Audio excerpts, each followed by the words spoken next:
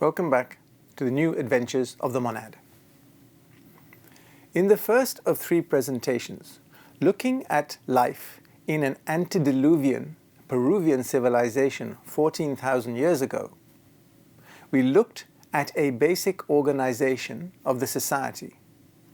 Today, we start by looking at the education of the next generation.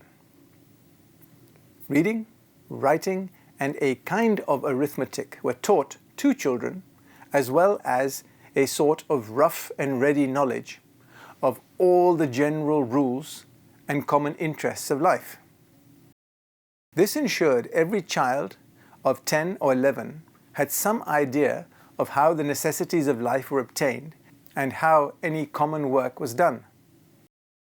The utmost kindness and affection prevailed between the teachers and children. This must have come as a shock to Besant and Ledbetter, as I am sure they never grew up in such a congenial environment. School hours were long, but the occupations were so varied that there was no undue fatigue. Every child was taught how to cook, how to distinguish poisonous from wholesome fruits, how to find food and shelter in a forest, how to use simple tools in woodwork, building or agriculture, how to find the way by the sun, the stars, how to manage a canoe, as well as to swim, climb, and jump with amazing dexterity. I do not see this civilization being located in the highlands of Peru. I suspect they dwelt mainly on the coastal plains at an elevation that was submerged after the end of the last glacial epoch. This is why there is such scant evidence of these remnant Atlantean cultures. Students were instructed in first aid and the use of herbal remedies. The whole of the instruction was practical, so that the children became thoroughly conversant and competent in the subject matter taught. Whilst they were taught the constitution of their country and the reasons and customs and regulations, they knew no language but their own. This they spoke with great accuracy and purity, through practice rather than grammatical rules. They knew nothing of algebra, geometry, or history, nor anything of geography save that of their own country. They knew nothing of chemistry, but they were all well aware of practical hygiene. About the age of 12, a definite career was selected for each child, and they were drafted into a suitable technical school, where they remain for a further 9 to 10 years. Selection at such an early age may seem unduly hasty to us, but the choices open to a child were not vast. I would suspect that the sensitivity of the tutors to the children's ability would have relied on intuitional as well as objective observations. They learned far more by practice than by theory. Whether this applied just to the boys, as the girls were destined for other roles, is not elucidated by the authors. Considering the general enlightenment of the teacher, I suspect that any girl showing a particular aptitude outside a considered gender role would have received encouragement. This may just be my utopian prejudices. Every child had the opportunity of being trained to join the governing classes. But the training was severe and the qualifications so high that the number of applicants was never large. The principal pursuit was agriculture based on sound agronomic practices. Various types of manufacturing were taught, along with metalworking, making machinery, and learning the skills around architectural design and practice. The Agriculture Department carried out extensive and exhaustive research programs and kept careful records of all results. These were conveyed to farmers through the use of short maxims that were easily understood. Consider this as the progenitor to our modern agricultural extension system. Invention and discovery were well rewarded by the government, the state being willing to finance and carry out any tests required. Their sewage disposal methods were quite as effective as anything we have today. Considering what we do have today, even in developed countries, that is not a very high bar to jump over. Their machinery was rough and simpler and made to lower tolerances than ours, but it was effective and not liable to break down due to its simplicity. Many machines were worked by hydraulic pressure, especially those used for irrigation. Much of the hilly land was laid out in terraces for purposes of cultivation. Their knowledge of botany was extensive, but again very practical. They sought to know only the uses of plants and medicine as food or to make dyes. They were not out to discover the intricate morphologies and physiologies of these plants. When it came to chemistry, no one knew anything about atoms and molecules. They knew a great deal of the practical uses of substances such as manure and several manufacturing processes. Remember, we are talking about 14,000 years ago, and these are peasant farmers, not scientists. Astronomy was regarded as a religious rather than a secular subject. Their knowledge of it was not great, but accurate so far as it went. They knew the differences between planets and stars, the shape of the Earth, its rotation, and the causes of the seasons. They regarded comets as messengers from other great beings, though not necessarily co-equal to their Lord the Sun.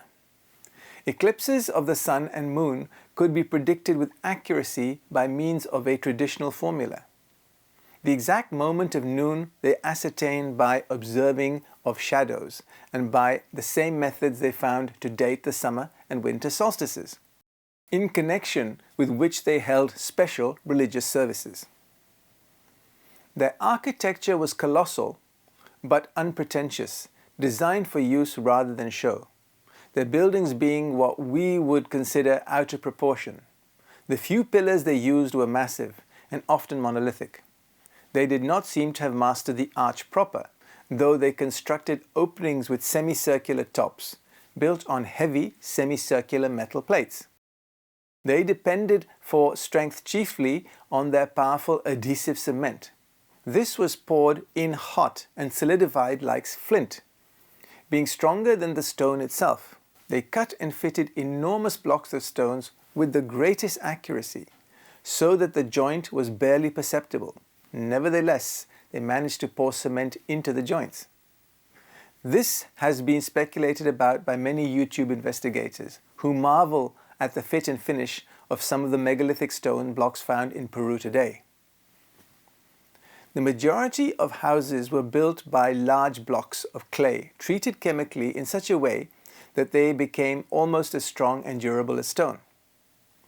The walls were of enormous thickness, and the houses were built around a central courtyard. Very little exterior ornamentation was used. The entrance was always at a corner, the door being a huge slab of stone, sometimes elaborately carved, raised and lowered utilizing counterweights, like a modern sash window.